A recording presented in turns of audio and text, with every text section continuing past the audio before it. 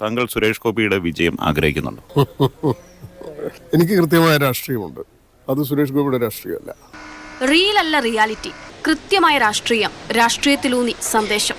ഇന്ന് സോക്രട്ടീസ് ജീവിച്ചിരുന്നെങ്കിൽ ജനാധിപത്യം കണ്ടുപിടിച്ച് അവനെ തേടി പിടിച്ച് ചവിട്ടി കൊന്നിട്ട് വില കുറഞ്ഞ് വിഷം കഴിച്ചിട്ട് സോക്രട്ടീസ് മരിച്ചാണ്. വോട്ട് അധികാരമാണെന്ന് ആവർത്തിച്ചു പറയുന്നു തെരഞ്ഞെടുപ്പ് കമ്മീഷന്റെ ബ്രാൻഡ് അംബാസിഡർ കൂടിയായ ജിതിൻ രാംദാസ്. നമുക്ക് ആകെ കുറച്ച് ഓപ്ഷൻസ് കിട്ടുന്നുള്ളൂ, അതിൽ നിന്ന് ഏറ്റവും നല്ലത് നോക്കി തിരഞ്ഞെടുക്കുക എന്നതാണ്.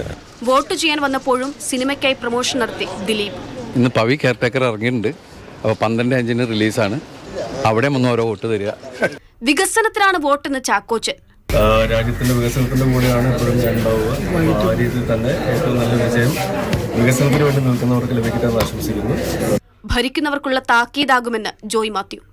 ഫാസിസത്തിനെതിരെ മാത്രമല്ല, അപ്പോൾ ഭരിക്കുന്നവർക്കുള്ളൊരു താക്കീതും കൂടി ആവാൻ സാധ്യതയുണ്ട്. എല്ലാം ശരിയാകണമെങ്കിൽ വോട്ടു ചെയ്യണമെന്ന് ആസിഫ്.